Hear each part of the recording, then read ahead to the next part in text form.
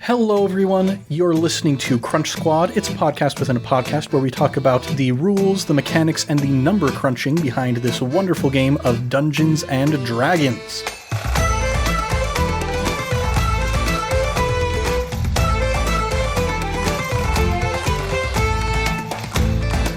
I'm Ned Wilcock, your host for Crunch Squad, and today I am joined by...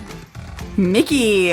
Yes, our wonderful chief editor, our audio engineer, and the player of Malamara, the Warlock. That's me! And tonight we're going to be talking about Warlocks, continuing on with our discussions of the different classes that we have in our party.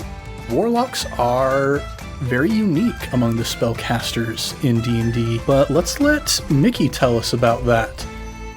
What do you enjoy about playing a Warlock? What kind of drew you to the class initially? What kind of drew me to the class was when we were first kind of putting our cast together and trying to figure out what our parties would look like. I really wanted to play something that felt not a tanky, but a fighter. We didn't have a whole lot of melee. We had, our rogue is traditionally usually pretty ranged, and our druid, I think the wild shape can be quite close combat, but a lot of spellcasters are rather, how do you delicate. Put it? Delicate.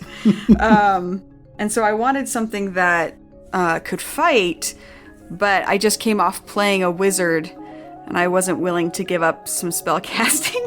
Mm-hmm. Yeah. So I found that Warlocks actually double pretty good as a fighter that can also cast magic without taking a subclass or something like Rogue can be an arcane trickster, that I didn't have to take a subclass to help with that. I could just have magic and be a fighter at the same time. Yeah, and Warlocks, their magic is a lot simpler than most classes. Absolutely. Yeah, you don't get a whole ton of spell slots like some other classes might, but you get them to recharge a lot quicker. Yeah, that was something I was really excited about, is that Warlocks, most spellcasters, you recharge after a long rest, or wizards have... Arcane Recovery. Thank you, Arcane Recovery, that after a short rest they get almost like half their level back in spell slots, but Warlocks are like 30 minutes and I'm ready to go again, even though they do have lower spell slots. I'm also really interested in the fact that Warlocks can only cast spells at level. Like, they can only cast at first level, they have first level spell slots. At second level, or at third level, they have second level spell slots. So any first level you have, you automatically cast it at that second level. Yeah. So a lot of spellcasters, you're like, as a druid, you're like, oh, I want to cast a second level, but I only have a third level open. Is it worth like doing a higher slot? Or you get really frustrated that you're like, I only have first levels and I want to cast a second. But Warlocks are like, you have very few spells, but you cast all of them at like max damage the whole time, which like kind of takes that pressure off. Do I use a higher spell slot? It's like, nope, you're just going to.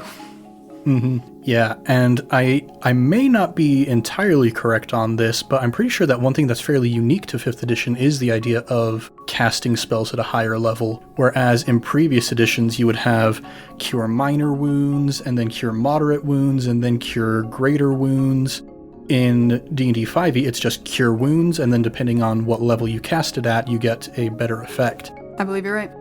And so Warlocks, they're always getting the maximum effect out of all of their spells all the time. Mm-hmm. Yeah, so I've really enjoyed that aspect, that I'm like, okay, I'm just always going to do it at that higher level. Mm-hmm. And I think that's a really interesting mechanic that is very unique to Warlocks. Yeah, something else that is very unique to Warlocks is, I think, the relationship between the Warlock and their patron. Something that, while a cleric might get their magic from their deity, often there's not as much of a kind of direct connection. Is there anything about the patron-warlock relationship that especially intrigued you? Initially, I've never played a warlock before, and having experience with, being either paladins or clerics, that you're right, that they kind of have a divine magic to it, that a lot of them have a religious background, and that's where their magic comes from, and you can have divine intervention and things like that, but they don't have, or rarely, I feel like in campaigns, do they ever directly talk to their deity as much as a warlock really does. And I think I really enjoy that aspect in, if anybody watches Critical Role, Matt Mercer really brings in Jester's patron. And so playing this, I've been actually very surprised that Thomas has brought in Malamar's patron so much that he's still kind of a mystery, that we haven't revealed too much about him, but he has been very present in her storyline and very active in conversing with and talking to and being very near her, which is something I've not ever experienced in Dungeons and Dragons. And so I think that has been, I really enjoyed hearing when Thomas has brought it up, and both as Malamar and as a player going, oh, this is so exciting. Like, it's so interesting to like be interactive with this thing that has given the power, whereas as a deity feels very more removed, I suppose, than a patron would. Yeah. And for me, having been a dungeon master for Warlocks in the past, there's a lot of really fun narrative potential with Warlocks that you don't get in a lot of other places. Because, according to sort of the mechanics of D&D, you don't really need to have an interaction between the Warlock and the patron in order for the Warlock to have those magical powers from the patron. But there's this idea with a Warlock of they're giving you power in exchange for something. Yeah. And I don't know if you're ready to drop any of the details about what the pact looks like between Malamar and her patron, but just like as a dungeon master on my side, and I'm sure what Thomas is doing as well, there are just baked into this class is the idea that there's a very powerful individual who has some degree of investment in what you're doing.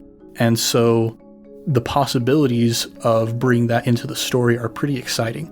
Yeah, I'm excited to see where her storyline goes for sure. Because as a player, I have a semblance of an idea of, like I said in our Meet and Geek, if you go back and listen to that, plug, I'm a writer, as I like to write background out in full dialogue, so I kind of understand the characterization and help, hopefully, the DM kind of see how I was envisioning an interaction would be. And so I wrote out the interaction with Malamar first meeting her patron, but then I also wrote it from the patron's perspective. Oh, interesting. And kind of what has led up to them reaching out and contacting Malamara for this boon. And so as a character, Malamara thinks she knows what the boon is, but there's also kind of a secret aspect to it. And then on top of that, almost kind of another secret that I've left up to Thomas to kind of pull in, that I as a player don't even know how it's going to be involved in how the storyline unfolds. I've kind of given it to Thomas and went, well, there's Avenue A through F. Go. These are kind of some ideas that I had, and if you want to take any of these ideas and run with it, here you go. And so there's both the character knows things, or she thinks that she knows what's going on, but that may or may not be fully true as the storyline unfolds. And I, as a player, don't necessarily know how that whole thing is going to unfold. I have some ideas, but I really left it to Thomas to decide. Yeah, and I think if you've got a good collaborative DM, which I feel Thomas has proven himself to be, absolutely, and will continue to do so, I'm sure, it's almost like Mal has kind of this constant side quest, aside from everything else that's going on with Tiamat and the Cult of the Dragon and all that. We've seen a couple instances of Mal's patron coming into the picture, but I wouldn't be surprised if Thomas has some really big stuff in mind for this patron. Yeah, and that was one thing that I was also very excited about with the idea of using a warlock and having a patron, of allowing not necessarily whole party side quests, but maybe some character side quests, or having that, to use an acting term, a secret objective. What is driving the character to go forward and do these things, that she has an overall objective, but there may also be, the puppet master behind the curtain pulling strings that she doesn't even realize that are happening, and leaving that up to the dungeon master to weave that into the tale. Yeah, I'm just stoked to see where it goes. But some other things that the patron grants that I think are really cool, aside from the spell casting, which is kind of the obvious thing. So most classes, you get kind of a major decision point pretty early on as you're progressing through the class, where you introduce the idea of your subclass, which is the specialization that you take within that class. But Warlocks, they get two different areas where they can make a decision. Your patron, who the person is that's giving you the powers, and then a Pact boon later on, which opens up a lot of interesting possibilities. Absolutely. And you've chosen the Pact of the Chain, I believe it was? Yes. I decided to do the Pact of the Chain too, again in the Meet and Geek. I wanted to have a semblance of an animal companion that wasn't just going to die on me, and then I have to find some other way of bringing it back, or going out and, heaven forbid, getting a different one, or dealing with dragging along an animal that couldn't be versatile. So yeah, looking at the Pact boon, I chose from Elmar the Pact of the Chain so that I could have the Find Familiar spell to fill that animal companion itch, or that hole. Yeah, and it's really cool that, there are tons and tons of different patrons out there for Warlocks by this point, and they all offer a very unique flavor. But with the Pact boon, it's a very good way to just kind of define what play style you want to have for your Warlock. If you choose the Pact of the Chain, that gives you some more utility kind of options. You've got this familiar who can go out and do reconnaissance for you and whatnot.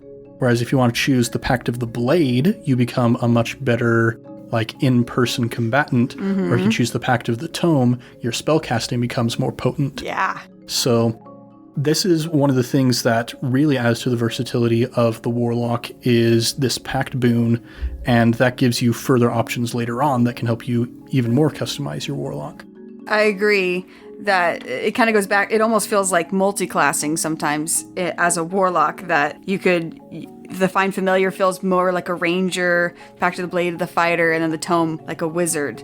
And so I like that even within the class of Warlock there is the Pact, and then there's also the patrons. And so you have a lot of different ways to customize that a lot of other classes, especially just in the base player handbook, doesn't have a lot of access to.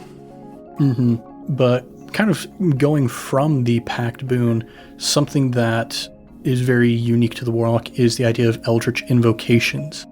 These, I think, in a lot of ways really help to make up for the fact that Warlocks don't have a lot of spell slots, because there are just so many cool things that you can do with these Eldritch Invocations. It's kind of like, broadly speaking in D&D, there's something called a feat, which is like a specialized bit of training that you can take for your character that might make you a better spellcaster or a better fighter or whatnot. And these Eldritch Invocations are essentially kind of like miniature feats specifically for the Warlock. I agree. It's actually very hard to decide when you are trying, especially in character creation, because you get the invocation so early, there's so many great low-level things that you can do that make up for the missing spell slots. And so it's 2 pages of invocations of, okay, what do I want to do?